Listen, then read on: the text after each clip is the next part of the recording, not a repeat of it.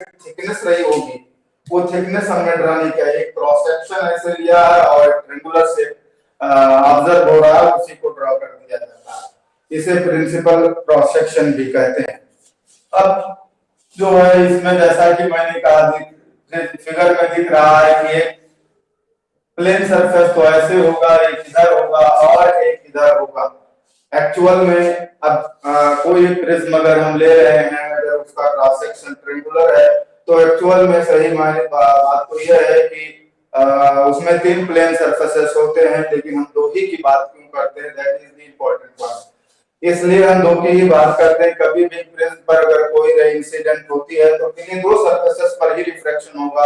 एक सरफेस ऐसा भी उसमें होता है जो रिफ्रैक्शन में जो है उस पर रिफ्रैक्शन नहीं होता, और अगर जिस सरफेस का रिफ्रैक्शन नहीं होता फिर हम उसकी बात नहीं करेंगे। यानी जैसे हम आपको ड्रॉ करके दिखाते हैं, जैसे मैंने सपोज कर लिया कि कोई एक ये रे है जो इस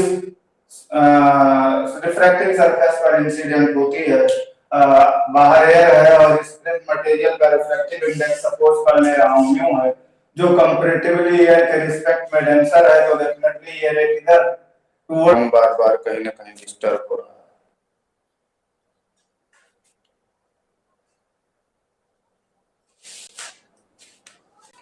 तो जो हम ये कंसीडर कर रहे हैं कि एक इंसिडेंट रे इस प्रिज्म पर इंसिडेंट हो रही है और आफ्टर रिफ्रैक्शन प्रिज्म के अंदर ये रिफ्रैक्टेड रे इसका दोबारा दूसरे इंटरफेस पर रिफ्रैक्शन होता है। दूसरे रिफ्रैक्शन में रिफ्रैक्शन डेंसर टू लेयर होता है, तो अवे फ्रॉम नॉर्मल डिविएट होकर और ये प्रिज्म से बाहर आ जाएगी। ये प्रिज्म से जो बाहर आएगी इसे इमर्जेंट रे कहा जाता है।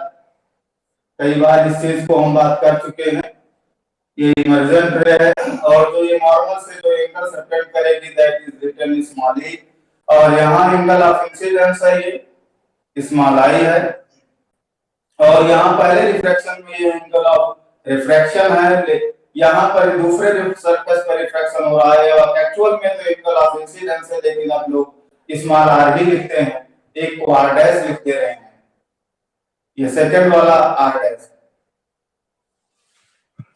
तो ये था जो है कुछ इस तरीके से जो है यहाँ पर रिफ्रैक्शन होगा किसी भी रे का। एक बात और ध्यान दें, मैंने भी इस चीज को बोर्ड में भी टॉपिक बहुत इंपॉर्टेंट रहा है, वो ये कंसीडर किया जो ये रे हमने इंसिडेंट किया है ये मोनोक्रोमेटिक है। मोनोक्रोमेटिक मींस ये हुआ कि इसमें सिंगल कलर की रे है, इसमें जो है कई कलर्स नहीं है, क्योंकि अगर कई कलर्स होगा तो फिर ऐसे में होगा क्या, इमर्स आउट रेज केवल एक नहीं, अलग अलग वेवलेंथ के करस्पॉन्डिंग अलग अलग जो है रेज जो है मिलेगी, यानी कि जो इमर्स आउट रेज रे होगी वो डिफरेंट होगी, वो सिंगल रे नहीं होगी। इसलिए हम लोग जब इस रिफ्लेक्शन की बात कर रहे होते हैं तो मोस्टली फार्मूला एस्टेब्लिश करते समय हम ये कंसीडर करके चलते हैं कि जो इंसिडेंट रे है वो मोनोक्रोमेटिक है, उसमें सिंगल कलर है, और जब सिंगल कलर होगा तो इमर्जेंट रे एक ही हमें अटेंड होगी। अदरवाइज आप वहां पढ़ चुके होंगे विबग्योर, जैसे व्हाइट रे अगर इंसिडेंट की जाती है प्रिज्म पर तो 7 कलर्स में जो है टूट जाती है, और विबग्योर वहां पर आप लोगों ने पढ़ा होगा। तो यहाँ पर मैंने सिंगल वेवलेंथ दिया है, इसलिए हम उसका जिक्र यहाँ नहीं कर रहे हैं। अगर मोर देन 2 जो है 2 वेवलेंथ्स है, 2 और 2 मोर देन 2 वेवलेंथ्स अगर इंसिडेंट रेज में है, तो जितने भी कॉन्स्टिट्यूएंट पार्ट होंगे, जितने भी वेवलेंथ्स होंगे, रिफ्रैक्शन जब इमर्ज आउट रे होगी उसमें वो अलग अलग जो है मिलेंगी। ठीक, और अब उस फिनोमेना को डिस्पर्शन कहा जाएगा, डिस्पर्शन ऑफ लाइट। तो हम यहाँ डिस्पर्शन की बात नहीं कर रहे हैं, हम यहाँ रिफ्रैक्शन की बात कर रहे हैं। डिफ्रैक्शन एक्चुअल में क्या होता है कि जब कभी भी इंसिडेंट रे में कई वेवलेंथ होती हैं तो वो प्रिज्म पर इंसिडेंट होने के बाद जब इमर्जेंट रे जो निकलती है उसमें कई अलग अलग जो है कॉन्स्टिट्यूएंट पार्ट अलग अलग हो जाते हैं, that phenomena is called dispersion. लेकिन हम यहाँ रिफ्रैक्शन की बात कर रहे हैं, तो यहाँ पर हमने मोनोक्रोमेटिक लाइट लिया था।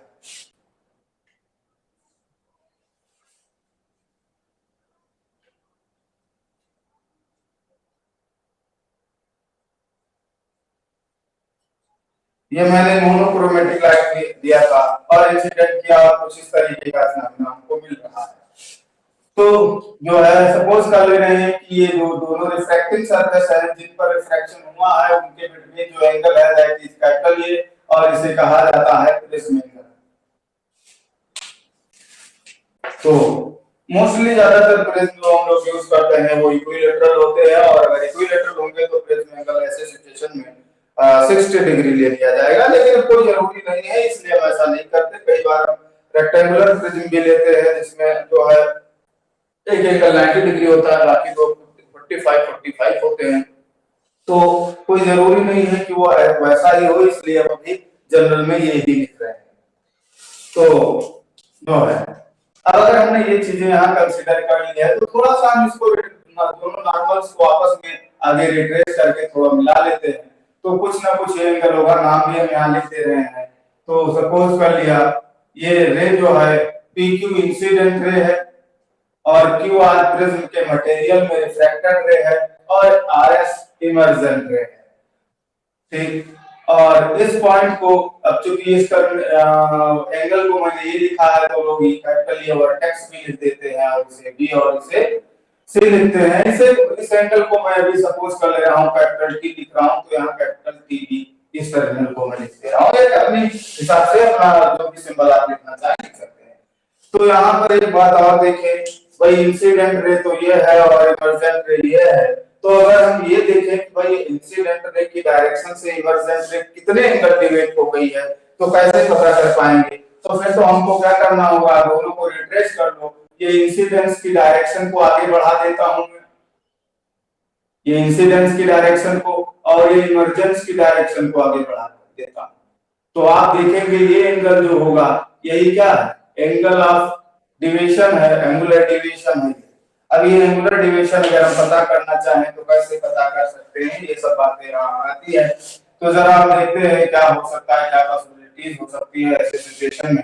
तो एक बात यहाँ जरा देखिए तो क्या होने वाला है, अगर हम इसे स्मॉल आर कह रहे हैं तो देखिए यहाँ पर ये पूरा एंगल को ब्लैक था ये नॉर्मल ड्रा किया था तो ये 90 है और ये इतना एंगल आई है तो ये पूरा भी इधर आई होगा। तो ये जो इधर एंगल बच जाएगा वो आई माइनस आर हो जाएगा। ऐसे इधर भी ये एंगल जो होगा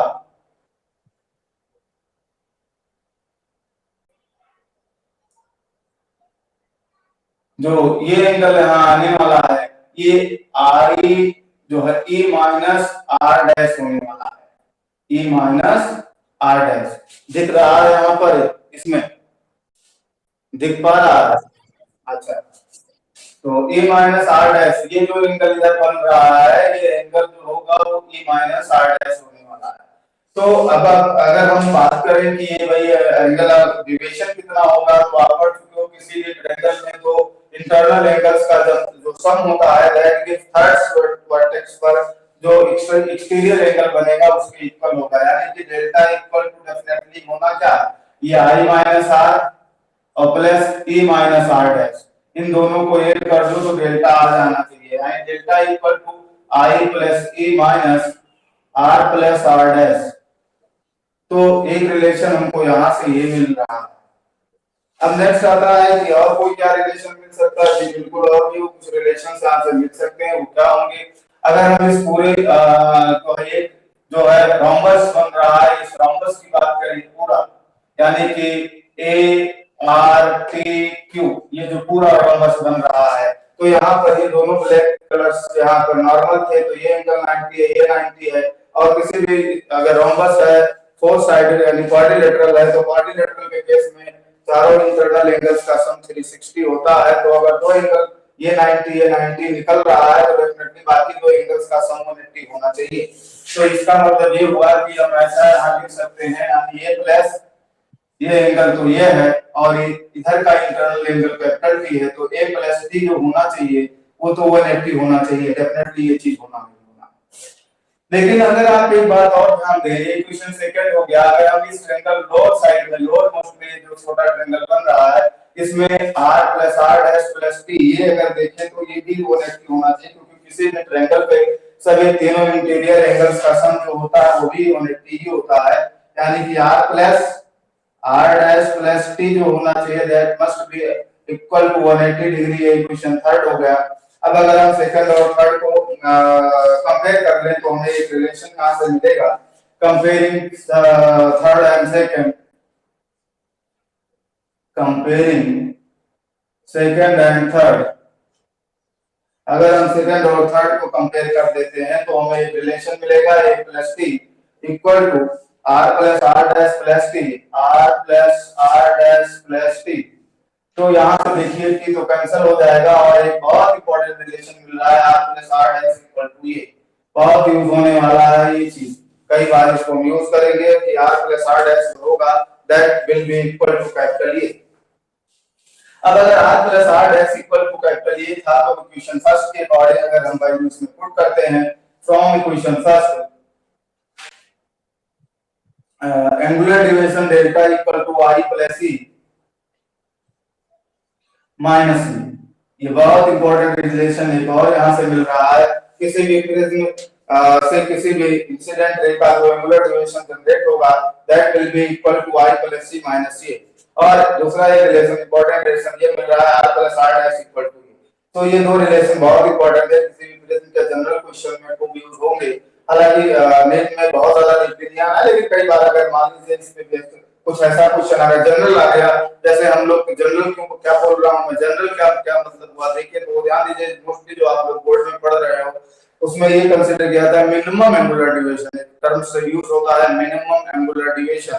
तो मिनिमम एंगुलर डिवीजन की जब भी बात की जाएगी तो एक स्पेशल केस हो गया, और अगर स्पेशल हो गया तब तो फिर हम बात जो स्पेशल केस आप लोग बोर्ड में पढ़ रहे हो उसी पे हम जब बात करेंगे। लेकिन अगर स्पेशल नहीं है, जनरल आ रहा है, ऐसे जनरल को दिया कि एंगुलर डिवीजन कितना होगा, वो मिनिमम नहीं पूछ रहा है, जनरल पूछ रहा है, तो फिर आप उस कॉन्सेप्ट पे जाएंगे तो कई बार वो क्वेश्चन नहीं सॉल्व हो पाएगा, तो फिर आप वहां पर इन कॉन्सेप्ट को अप्लाई करना पड़ेगा। Delta equal to I plus C minus से आपको करना होगा और R plus R dash equal to capital ये भी करना होगा अगर जनरल पूछा गया, मिनिमम एंगुलर डिवीजन नहीं पूछा गया है तो। लेकिन हाँ ये भी सही है कि ज्यादातर क्वेश्चंस में मिनिमम एंगुलर डिवीजन पूछा जाता है, तो फिर बहुत ज्यादातर केसेस के वाले क्वेश्चंस तो सॉल्व हो जाएंगे उससे। लेकिन जनरल में जो है जब आएगा तो यही आपको अप्लाई करना होगा। तो नोट कर लें इसको बहुत फास्ट, हमें लगता है नोट भी कर चुके होंगे, जल्दी करें।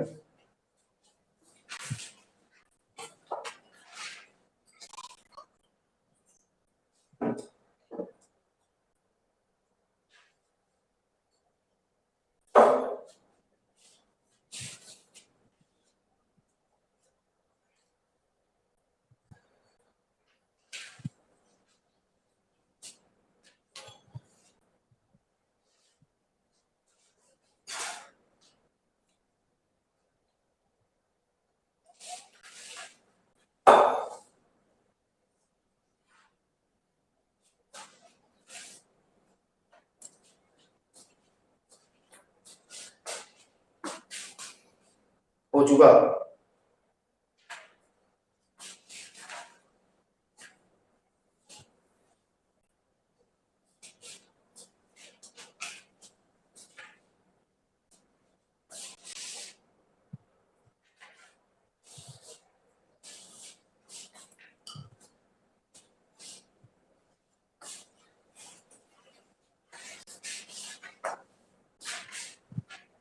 कर ली।